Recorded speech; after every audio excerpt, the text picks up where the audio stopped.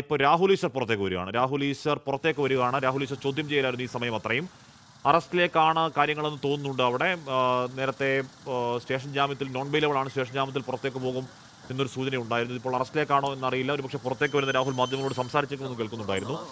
അതല്ലെന്ന് തോന്നുന്നു, ഇത് അറസ്റ്റ് തന്നെയാണെന്ന് തോന്നുന്നുണ്ട്. ഇത് നോൺ ബെയിലബിൾ മാത്രമല്ല എന്ന് തോന്നുന്നുണ്ട്. അതോ ഈ പറഞ്ഞ വൈദ്യപരിശോധന അടക്കമുള്ള കാര്യങ്ങൾ അവിടെ ആവശ്യമുണ്ടോ, രാഹുൽ എങ്ങോട്ടേക്കാണ് കൊണ്ടുപോകുന്നത് എന്നടക്കമുള്ള കാര്യങ്ങൾ അല്പസമയത്തിന് വ്യക്തത വരേണ്ടതുണ്ട്.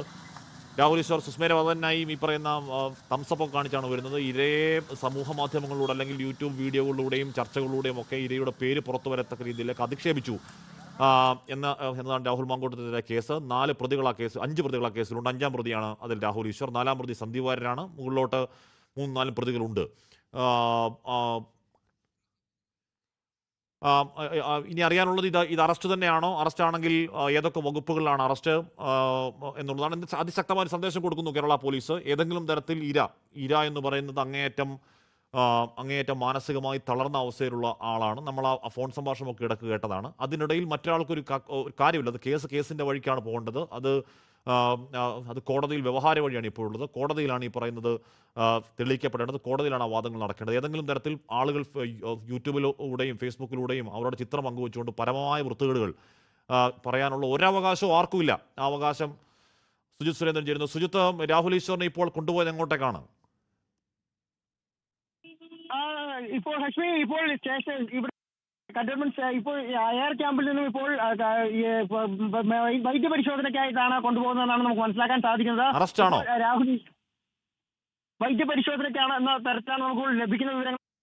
തിരുവനന്തപുരം ജനറൽ ആശുപത്രിയിലേക്ക് കൊണ്ടുപോവുകയാണെന്നാണ് നമുക്ക് മനസ്സിലാക്കാൻ സാധിക്കുന്നത്. കൂടുതൽ വിവരങ്ങൾ നമ്മൾ അറിഞ്ഞുകൊണ്ടിരിക്കുകയാണ് ഹഷ്മി. ഇപ്പോൾ നമ്മൾ ആ വാഹനത്തെ പിന്തുടരുകയാണ് ഹഷ്മി. ആണോ സുജിത്ത്?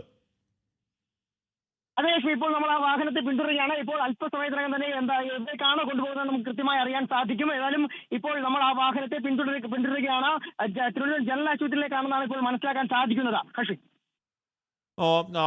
വൈദ്യപരിശോധനയാണ്. സ്റ്റേഷൻ ജാമ്യത്തിൽ ഇപ്പോൾ പുറത്തേക്ക് വന്ന് രാഹുൽ മാധ്യമങ്ങളോട് സംസാരിക്കുമെന്ന് നേരത്തെ നമ്മൾ റിനു പറയുന്നുണ്ടായിരുന്നു. അങ്ങനെയല്ല എന്തോന്ന് ഇപ്പോഴത്തെ കാര്യങ്ങൾ. കുറച്ചുകൂടി ഗുരുതരമായ കാര്യങ്ങൾ രാഹുൽ ഈശ്വറിന്റെ മുകളിൽ പോലീസ് സംശയിക്കുന്നുണ്ട്. വൈദ്യപരിശോധനയിലേക്ക് പോകുന്നുണ്ട് കാര്യങ്ങൾ. ഇനി ബാക്കി കാര്യങ്ങൾ അതിൽ എന്താണ് എന്ന കാര്യം അറിയില്ല. എന്തായാലും അല്പസമയത്തിനകം ഒരിക്കൽ കൂടി സുജിത് സുരേന്ദ്രനിലേക്ക് വരികയും ചെയ്യാം. ആ വാഹനത്തിന് പിന്നാലെ സുജിത്തുണ്ട്. അല്പസമയം മുമ്പാണ്, ഏതാണ്ട് എത്ര മണിക്കൂറാണ്, ഒരു 3 മണിക്കൂറെങ്കിലും ചോദ്യം ചെയ്യൽ പൂർത്തിയാക്കിയതിനു ശേഷം, എയർ ക്യാമ്പിലെ ചോദ്യം ചെയ്യൽ പൂർത്തിയാക്കിയതിനു ശേഷമാണ് ഇപ്പോൾ വൈദ്യപരിശോധനയ്ക്കായി രാഹുൽ ഈശ്വറിനെ കൊണ്ടുപോകുന്നത്. അറസ്റ്റാണ് എന്ന കാര്യം ഉറപ്പായും പറയാം.